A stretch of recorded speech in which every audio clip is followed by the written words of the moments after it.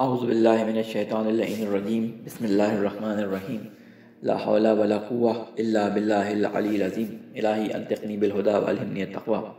السلام علیکم ورحمۃ اللہ وبرکاتہ۔ آج 20ویں ماہ رمضان کے لیے 20ویں سپارے کے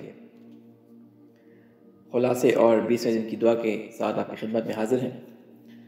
20واں پارہ جو ہے اس کے ہم 3 حصے کر سکتے ہیں، اس کو 3 حصوں میں تقسیم کر سکتے ہیں۔ ایک سورہ نمل کا بقیہ حصہ، ایک سورہ قصص اس میں مکمل ہے، اور سورہ عنکبوت کا ابتدائی حصہ اس کے اندر آیا ہے۔ سورہ نمل کے اندر جو بقیہ حصہ ہے اس میں کچھ باتیں ہیں، میں ان کی طرف کچھ اشارہ کر دوں۔ کچھ تو ہم نے اس میں اشارہ کی ہیں کہ جو آپ کے سامنے ٹیکسٹ ہے موجود، کچھ چیزیں میں آپ کے سامنے ویسے اشارہ کر دوں کہ اس سورہ کے اندر اللہ تعالیٰ نے 5 ایسے سوال کیے ہیں امن کر کے، ٹھیک ہے نا۔ امن کون ہے اور تم جانتے ہو کہ کون ہے، کس کے بارے میں۔ اس طرح 5 ایسی آیتیں اللہ تعالیٰ نے آیت نمبر 60 سے لے کر آیت نمبر 64 تک یہ کچھ آیتیں یہاں پہ موجود ہیں کہ جس کے اندر مثلا کہا گیا ہے کہ پہلی آیت کے اندر ہے کہ من خلق السماوات والارض، پہلے پوچھا گیا کہ تم یہ بتاؤ بھلا وہ کون ہے کہ جس نے آسمان اور زمین کو پیدا کیا، ٹھیک ہے۔ اسی طرح ایک اور آیت ہے کہ امن یجیب المضطر اذا دعاہ ویکشف السوء، ٹھیک ہے، بھلا وہ کون ہے جو مضطر کی فریاد کو سنتا ہے۔ اور امن یہدیکم من ظلمات البر والبحر، یہ والی آیت ہے کہ بھلا وہ کون ہے جو خشکی اور تری کی تاریکیوں میں تمہاری رہنمائی کرتا ہے۔ اس طرح امن یبدأ الخلق ثم یعیدہ، یہ والی آیت ہے کہ جس کے اندر خداوند کریم نے یہ پوچھا ہے کہ ابتدائے خلقت جو ہے وہ کس کی طرف سے تھی، پھر دوبارہ جو ہے وہ کون پیدا کرے گا۔ سوال یہ پیدا ہوتا ہے کہ یہ 5 سوال بڑے امپورٹنٹ سوال ہیں اللہ تعالیٰ کی طرف سے۔ اس کو اگر اس سینیریو میں دیکھیں، اس پیرائے میں دیکھیں، اس سیاق و سباق کے ساتھ دیکھیں کہ سب سے پہلے اللہ تعالیٰ نے اپنی بڑائی اور عظمت جو ہے یہاں پہ بیان کی ہے کہ یہ پہاڑ جو اس نے بنائے ہیں، یہ زمین جو مسطح کی ہے، یہ جو ہوائیں جو چلتی ہیں، یہ جو سمندر کے اندر جو ہے وہ کشتیاں چلتی ہیں، یا جو لوگ مر جائیں گے ان کو کون زندہ کرے گا، یا زمین میں جو خلقت ہوئی ہے، یہ جو آسمان بنا ہے، یہ جو رزق عطا ہوتا ہے، یہ اتنی بڑی بڑی باتیں کرنے کے بعد اس کے بیچ میں ایک اس کی جسے کہتے ہیں درمیان میں ان کی آغوش میں ایک آیت کو رکھا ہے کہ یہ تمام چیزوں کو کرنے والا کون ہے؟ یہ خداوند کریم ہے۔ تو انسان جو مایوس ہو جاتے ہیں، جو پریشان ہوتے ہیں، ان کو کہا ہے کہ دیکھو ان تمام چیزوں کو انجام دینے والا ایک ہی ہے، وہ ہے خداوند کریم۔ خدا کی ذات ہے جو ان تمام چیزوں کو انجام دیتی ہے، تو تم کیوں پریشان ہوتے ہو؟ تمہارا دل اگر تم مومن ہو تو تم کیوں پریشان ہوتے ہو؟ تو یہ آیت یہاں پہ ارشاد فرمائی گئی، امن یجیب المضطر اذا دعاہ ویکشف السوء، کہ بھلا وہ کون ہے جو مضطر کی فریاد کو سنتا ہے جب وہ اس کو آواز دیتا ہے اور اس کی مصیبت کو دور کر دیتا ہے اور تم لوگوں کو زمین کا وارث بناتا ہے۔ یہ اللہ تعالیٰ ایک امید دلانے، ایک رجا کی اس میں کیفیت ہے کہ انسان جو پریشان ہوتا ہے، جو مومن ہوتا ہے، بعض دفعہ ایسی پریشانیاں آتی ہیں کہ جو جسے کہتے ہیں نا پہلے سے پیشن گوئی ان کی نہیں ہوتی۔ جیسے بہت سارے ایسے کام ہوتے ہیں کہ انسان کو نہیں پتہ، جیسے ایک دم سے لاک ڈاؤن شروع ہو گیا، کچھ لوگ اس میں پھنس گئے بہت بری طرح، کوئی سفر پہ گئے ہوئے تھے وہاں پھنس گئے، کوئی مختلف کسی جگہ پر منتقل ہوا وہ وہاں پھنس گیا، مختلف لوگوں کے ساتھ پرابلم ہو گئی جو پہلے سے معلوم نہیں تھی لوگوں کو۔ ایسے موقع پہ انسان بہت پریشان ہوتا ہے، کوئی سمجھ نہیں آ رہا ہوتا وہ کس سے اپنی دل کی بات کرے۔ تو اس موقع پہ انسان جب قرآن مجید پڑھتا ہے تو اس سورہ کے اندر بڑی خوبصورت آیت ہے، اس کو پڑھ کر دل کو سکون آتا ہے کہ کون ہے جو تمہارے اس مضطر کی، تمہاری اس اضطراب والی کیفیت کو تمہارے جو ہے وہ صحیح کرے گا۔ وہ خداوند کریم کی ذات ہے جس نے ان آسمانوں زمین کو خلق کیا، یہ پہاڑوں کو بنایا، زمین کا فرش بچھایا، دریا بچھایا، یہ سارے کام کرنے والا وہی خدا ہے جو تمہاری مدد کرے گا۔ انشاءاللہ یقین رکھنا چاہیے کہ ان مشکلات میں خدا ہماری مدد کرے گا۔ اس کے بعد آیت نمبر 76 میں بیان کیا گیا ہے کہ بنی اسرائیل کے قصے جو ہیں ہم تمہارے سامنے حکایت کرتے ہیں۔ آپ کو معلوم ہے کہ قرآن مجید میں جس نبی کا زیادہ قصہ آیا ہے وہ حضرت موسیٰ ہیں اور ان کی قوم کے قصے ہیں۔ قرآن مجید میں ارشاد ہے ان ھذا القرآن یقص علی بنی اسرائیل اکثر الذی ھم فیہ یختلفون، ٹھیک ہے نا۔ بنی اسرائیل کے بہت سارے قصے بیان کرتے ہیں، بنی اسرائیل کی باتوں کو حکایت کرتا ہے کہ ان کے بارے میں وہ اختلاف کیا کرتے تھے۔ بنی اسرائیل جن میں مخالفت کی تھی، کہاں وہ اللہ تعالیٰ کی سب سے پسندیدہ قوم تھی، کہاں وہ اللہ تعالیٰ کی طرف سے سب سے زیادہ بدبخت قوم ہو گئی، اللہ تعالیٰ کی پھٹکار اور لعنتیں ان کے اوپر آئیں، ٹھیک ہے نا۔ اور فوراً اس کے بعد آیت نمبر 77 میں فرماتے ہیں وَإِنَّهُ لَهُدًى، وَرَحْمَةٌ لِّلْمُؤْمِنِينَ کہ یہ قرآن جو ہے وہ صاحبان ایمان کے لیے ہدایت اور رحمت ہے. یعنی قرآن کے اندر جو قصے اور کہانیاں اور یہ جو بیان کی گئی ہیں ان کے اندر تمہارے لیے جو ہے وہ حکمتیں چھپی ہوئی ہیں. تمہارے اندر جو صاحبان ایمان جو ہے ان کے لیے رحمت ہے. ایمان والوں سے کہا گیا ان قصوں کو پڑھو، اپنے لیے سبق لو، اپنے لیے جو ہے وہ راہ کو تعین کرو. کہ بنی اسرائیل کے بارے میں خیر میں اکثر اپنے لیکچر میں یہ بات ذکر کرتا ہوں، پہلا تفصیل کے ساتھ آپ جب پڑھیں اس کو تو ان آیتوں پہ ذرا غور کریے گا. اس کے بعد سورہ نمل کا جو بقیہ حصہ ہے اس میں توحید کے کچھ حصے بیان کیے گئے ہیں کہ آسمان اور یہ ساری چیزیں جو بیان ہوئی ہیں کہ کس نے پیدا کی ہیں. پھر اس کے بعد قیامت کا ذکر ہے. ایک ذکر جو قرآن مجید میں سب سے زیادہ آیا ہے وہ ہے قیامت کا ذکر. یعنی تقریباً 1/7 میں قرآن 1/3 قرآن کا جو ہے وہ قیامت کے ذکر سے بھرا پڑا ہے. قیامت میں یہ ہوگا، قیامت ایسے آئے گی، جو قیامت کو نہیں مانتا اس کے ساتھ ایسا ہوگا، قیامت آئے گی تو کیا ہوگا، قیامت پہ ایمان جو لے کے آتے ہیں ان کی سچویشن کیسی ہوتی ہے، اگر کوئی قیامت کے بارے میں تم سے سوال کرے تو کس طرح کا جو ہے اس کو جواب دو، جو قیامت کا منکر ہو اس کے ساتھ کس طرح سے ٹریٹ کرو. تو پورے قرآن مجید میں قیامت کے بارے میں بہت تاکید آئی ہے اور کہا ہے کہ جو قیامت پہ یقین نہیں رکھتا، پھر اس کی کوالٹیز بیان کی گئی ہیں کہ جو وہ قیامت پہ یقین نہیں رکھتے، وہ یہ کرتے ہیں یہ کرتے ہیں یہ کرتے ہیں. ابھی انشاءاللہ انہی سوروں میں کسی میں آئے گا کہ قیامت پہ یقین نہ رکھنے والا کیا ہوتا ہے کہ جب اس کے سامنے اللہ کی باتیں بیان کی جاتی ہیں وہ اس توجہ ہی نہیں کرتا. وہ کہتا ہے میں ان باتوں میں، یہ میرے سامنے ایسی مذہبی باتیں نہ کیا گیا، میرے سامنے ایسی جو ہے نا وہ اماموں کے قصے، میرے سامنے نبیوں کے قصے، میرے سامنے قرآن کے قصے سنا کے یہ آئیڈیل باتیں میرے سامنے نہ کیا کریں. میں جو ہے پریکٹیکل باتیں کرتا ہوں. یہ بتائیں کہ کتنا پیسہ ہے، اس سے کتنا انٹرسٹ آ سکتا ہے، اس سے کتنا کاروبار ہو سکتا ہے، کتنا جو ہے وہ خرچہ ہو سکتا ہے. یہ اس طرح کی باتیں وہ پریکٹیکلی اور اس طرح کی باتیں اپنے آپ کو بہت ذہین سمجھ رہا ہوتا ہے. قرآن مجید اس کے بعد بارے میں فرماتا ہے کہ یہ وہ لوگ ہیں جو ایمان نہیں لاتے اور قیامت پہ یقین نہیں رکھتے. اور یہ آج یہ بیماری، یہ نفسیاتی بیماری یا تکبر والی بیماری آج نہیں ہے، یہ ہمیشہ سے لوگوں میں پچھلے مذاہب میں بھی پائی جاتی تھی. تو قیامت کے بارے میں بتایا گیا کہ سور پھونکا جائے گا، پہاڑ جو ہے بادلوں کی طرح ہوا میں اڑیں گے اور سب کو جمع کر دیا جائے گا. اچھے لوگوں کو ان کی انعام دیا جائے گا اور برے لوگوں کو ان کی سزا دی جائے گی. پھر سورہ قصص اس کے اندر شروع ہوتی ہے کہ جس کے اندر حضرت موسیٰ اور فرعون کا جو ہے وہ تفصیلی واقعہ موجود ہے کہ موسیٰ اور فرعون کی آپس میں جو کنورسیشن تھی، حضرت موسیٰ علیہ السلام کے ساتھ جو ہے اس نے کہا، حضرت موسیٰ نے وہ نشانیاں وغیرہ دکھائیں، ساری کی ساری وہ موجود ہے.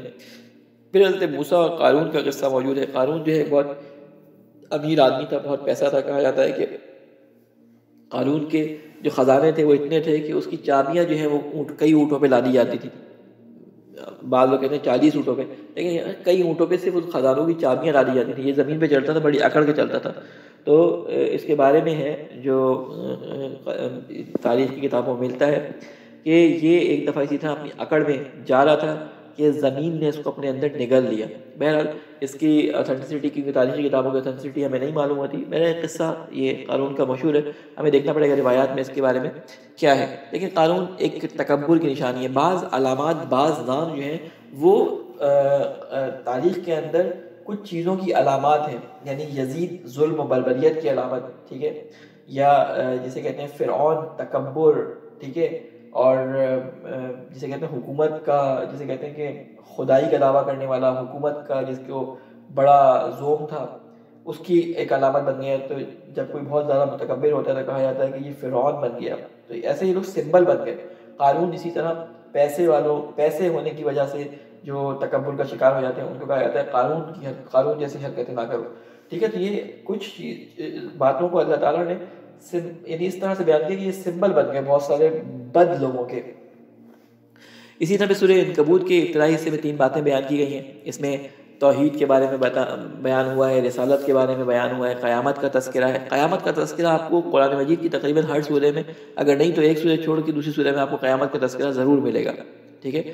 پھر رسالت میں بتایا کہ یہ آزمائشیں جو آتی ہیں، نبیوں پہ سختیاں بھی آتی ہیں. نبیوں پہ سختیاں صرف یہ نہیں ہوتی کہ لوگ ان کی مخالفت کرتے ہیں، بلکہ نبی کی سختی بہت بڑی یہ ہوتی ہے کہ نبی کے گھر میں موجود لوگ نبی کی مخالفت کرتے ہیں. گھر میں رہنے والی بیویاں، گھر میں رہنے والی اولاد، گھر میں رہنے والے رشتہ دار، چچا، ٹھیک ہے، یہ نبی کے لیے اذیت کا باعث ہوتے ہیں. یہ نبیوں کو جو ہے وہ سختی میں رکھتے ہیں، ان کو بہت ہارڈ ورک دیتے ہیں. آپ نے دیکھا، اور آپ یقین کریں کہ اگر یہ قرآن نہ آیا ہوتا تو ان کے قصے صرف تاریخی کتابوں میں ملتے ہیں. لوط کی بیوی کا قصہ، حضرت لوط کی بیوی کا قصہ، حضرت نوح کی بیوی کی جو ہے وہ کہانیاں، اگر یہ بات کی کتابیں نہیں ہوتی تو یہ صرف تاریخی کتابوں میں ہوتی ہے، پھر بعد میں لوگ اس بات کو ٹال سکتے ہیں، نہیں نبی کی بیوی ایسا کیسے کر سکتی ہے، لیکن قرآن نے، توریت نے، انجیل نے ذکر کر دیا ان لوگوں کے قصوں کو۔ اگر قرآن کے بعد بھی کوئی کتاب آتی تو یہ باقی لوگوں کے ذکر بھی اس میں آ جاتے ہیں کہ فلاں نے کس طرح سے جو ہے وہ رسول کو اذیت دی، فلاں نے کس طرح سے جو ہے وہ جو ہے ایذا پہنچایا نعوذ باللہ رسول خدا کو، یہ کہہ کر کے رسول خدا نعوذ باللہ جو ہے وہ ہذیان کہہ رہے ہیں۔ اس طرح کی باتیں رسول کے بارے میں کہنا، یعنی اذیت پہنچانا رسول کو، جس سے رسول کو اذیت ہو اور رسول اپنی محفل سے نکال دیں۔ اگر قرآن کے بعد کوئی کتاب آتی تو یقیناً ان لوگوں کی مذمت قرآن کے اندر اس کتاب کے اندر آتی، لیکن تو شکر ہے کہ قرآن کے بعد کوئی کتاب نہیں آئی، اس لیے جو ہے وہ لوگ جو ہے بہت مشہور ہو گئے۔ بہرحال اس کے بعد قیامت کا تذکرہ ہے اس کے اندر اور باتیں۔ آج جو دعا ہم 20ویں سپارے کی پڑھیں گے، اس میں کچھ چیزیں جو بیان کی ہیں، ان کا تذکرہ، ان کی تفسیر اس دعا کے اندر ہم اس کو کچھ بیان کریں گے۔ پہلا جو اس کا بند ہے دعا کا، اس کے اندر ارشاد ہے کہ اللہم افتح لی فیہ ابواب الجنان واغلق عنی فیہ ابواب النیران وفقنی فیہ لتلاوت القرآن یا منزل السکینہ فی قلوب المؤمنین۔ اے اللہ، آج کے دن میرے لیے جنت کے دروازوں کو کھول دے اور جہنم کے دروازوں کو بند کر دے، تلاوت قرآن کی توفیق کرامت فرما، اے مومنین کے دلوں پر سکون کو نازل کرنے والے۔ اس میں پہلا جو بند ہے، اس میں ارشاد ہے کہ اللہم افتح لی فیہ ابواب الجنان، اے اللہ میرے لیے جنت کے دروازوں کو کھول دے۔ کیا مراد ہے؟ کہ ان گناہوں کو جو میں نے پچھلی زندگی میں انجام دیے ہیں اور ان کو جو ہے میں ان کی توبہ نہیں کر سکا، اس رمضان میں مجھے توفیق عطا فرما کہ میں ان گناہوں کی جو ہے وہ تجھ سے توبہ کر سکوں، معافی مانگ سکوں۔ کیونکہ اگر کسی کی گردن پہ کوئی گناہ ہے تو یا اس کے گردن پہ کسی کا حق ہے تو وہ جنت اس پہ حرام ہے جب تک کہ وہ گناہ اس کا معاف نہ ہو جائے، وہ حق وہ ادا نہ کر دے۔ لہٰذا یہاں پہ دعا میں کہا گیا کہ میرے ان گناہوں کو معاف کر دے اور مجھے نیک کاموں کو انجام دینے کی توفیق عطا فرما، مجھے رغبت دے نیک کاموں کی طرف، کیونکہ میں نیک کام کروں گا تو میرے گناہ دھلیں گے۔ خدا نے کہا ہے کہ مجھ سے توبہ کرو، نیک کام کرو، میں تمہارے پچھلے گناہوں کو بھی نیک کاموں سے، حسنات سے بدل دوں گا، ٹھیک ہے نا؟ تو مجھے توفیق دے کہ میں توبہ کر سکوں اور اپنے آخری عمر آنے سے پہلے، مجھے نہیں معلوم کہ میں کس وقت مر جاؤں، ہر انسان کے سر پہ جو ہے وہ موت کی تلوار لٹکی ہے، اور آج کل کے جو حالات ہیں کوئی یہ نہیں کہہ سکتا کہ جی میں 50 سال کی عمر میں یا 60 سال کی عمر تک زندگی کروں گا، نہیں، آج کل جوان بھی مر رہے ہیں، چھوٹے بچے بھی مر رہے ہیں، بوڑھے بھی مر رہے ہیں اور ادھیڑ عمر کے بھی مر رہے ہیں، یعنی کوئی گارنٹی نہیں ہے کسی کی زندگی کی۔ یہاں سے اٹھا گر گیا، میں ایسے لوگوں کو جانتا ہوں کہ کل میرے ساتھ تھے اور اگلے دن خبر آئی کہ ان کا انتقال ہو گیا۔ جوان جہان 14 سال کے بچے بھی شامل ہیں، جس میں 8 سال کے بچے بھی شامل ہیں، جس میں 2 سال کے بچے بھی شامل ہیں، جس میں 50 سال کے بوڑھے بھی شامل ہیں، اور جس کو خدا زندگی دیتا ہے وہ وینٹیلیٹر پہ 2 مہینے رہنے کے بعد واپس آ جاتے ہیں جب خدا نے زندگی رکھی ہوتی ہے۔ اس لیے انسان کی موت کا کچھ نہیں پتا۔ اس نے کہا ہے کہ موت آنے سے پہلے میرے گناہوں سے مجھے معاف کر دے تاکہ میں جنت میں تیرے باغات میں داخل ہو سکوں۔ پھر اگلا جملہ ہے اغلق عنی فیہ ابواب النیران، اے اللہ میرے اوپر جہنم کے دروازوں کو بند کر دے۔ جہنم کے دروازے کھلتے کیسے ہیں؟ جہنم کے دروازے کھلتے ہیں، یہاں پہ اشارہ ہے اس بات کی طرف کہ وہ لوگ جو خدا سے اور رسول سے اور رسول کے، جن کو رسول نے کہا ہے کہ ان کی اطاعت کرو، جن کی خدا نے کہا ہے کہ ان کی اطاعت کرو، ان سے دشمنی رکھتے ہیں، وہ اللہ کے جہنم میں جانے کے حقدار بن جاتے ہیں۔ یہ بات باعث بنتی ہے کہ وہ جہنم میں جائیں۔ سورہ توبہ کی آیت نمبر 63 میں یہ ارشاد ہے کہ الم یعلم انہ من یحادد اللہ ورسولہ فإن له نار جہنم خالدا فیہا ذلک الخزی العظیم، کہ جان لو اس بات کو، کیا کہ تم یہ نہیں جانتے کہ جو خدا اور رسول سے دشمنی کرے گا اس کے لیے آتش جہنم ہے اور اسی میں وہ ہمیشہ رہے گا، اور یہ بہت بڑی رسوائی ہے۔ اے خدا ہم تجھ سے دعا کرتے ہیں کہ ہمیں ان کاموں سے بچا جو تجھے اور تیرے رسول کو ناپسند ہیں، ان لوگوں سے محبت کرنے کی ہمیں توفیق عطا فرما جن سے تجھے اور تیرے رسول کو محبت ہے۔ اے خدا جن سے تجھے اور تیرے رسول کو محبت ہے، جن کو تو محبوب رکھتا ہے، تیرا رسول محبوب رکھتا ہے، جو ان لوگوں کو اذیت پہنچائے ان سے ہمیں بیزار فرما۔ ہم ان لوگوں کو پسند نہیں کرتے جو ہمارے رسول کو اور ہمارے خدا کو اور جو ان کے محبوب ہیں ان کو اذیت پہنچائے، ہمیں وہ پسند نہیں ہے، ہمارا دل ان کو نہیں مانتا۔ پھر اس کے بعد فرمایا وفقنی فیہ لتلاوت القرآن یا منزل السکینۃ فی قلوب المومنین، اے خدا مجھے قرآن کی تلاوت کی توفیق عطا فرما، اے مومنین کے دلوں پر سکون کو نازل کرنے والے، ہمیں اس مہینے کے اندر جو قرآن کی بہار کا مہینہ ہے، قرآن کا ظرف ہے رمضان، یعنی اس ظرف کے اندر قرآن کا نزول ہوا، تو اس مہینے میں ہمیں توفیق عطا فرما کہ ہم زیادہ سے زیادہ قرآن کی تلاوت کریں، ہم زیادہ سے زیادہ قرآن کو سمجھیں، ہم زیادہ سے زیادہ جو ہے وہ اس کے اندر سے اپنے لیے راہ ہدایت کو تعین کر سکیں، اس کے لیے راستے معین کر سکیں اپنی ہدایت کے لیے۔ لہٰذا ایک روایت آپ کے سامنے بیان کر کے اپنی بات کو ختم کروں کہ رسول خدا صلی اللہ علیہ وآلہ وسلم سے ایک روایت ہے کہ اپنے گھروں کو تلاوت قرآن کے نور سے روشن کرو، اور ان کو یہود اور نصارہ کی طرح قبرستان نہ بناؤ اپنے گھروں کو، کیونکہ یہ لوگ اپنی نمازیں جو تھی کیا کرتے تھے، یہ اپنی نمازوں اور عبادات کو عبادت گاہوں میں انجام دیتے تھے، اور گھروں کو قبرستان کی طرح کچھ مذہبی جو ہے وہ کام گھروں میں انجام نہیں دیتے تھے۔ تو کہا کہ ان کی طرح اپنے گھروں کو قبرستان نہ بناؤ۔ اور پھر روایات میں ملتا ہے، اور روایات میں کہ جس گھر میں تلاوت قرآن کثرت سے ہوتی ہے اس گھر میں برکتیں اور نور کثرت سے ہوتا ہے، اور یہ گھر اتنا نورانی ہوتا ہے کہ جس طرح ہم یہاں سے بیٹھ کے ستاروں کی چمک دیکھتے ہیں، آسمان والوں کے لیے یہ گھر نورانی ہو جاتا ہے، بالکل ان کو یہ گھر ایسا دکھتا ہے کہ جیسے ہمیں یہاں سے بیٹھ کے ستارے دکھتے ہیں۔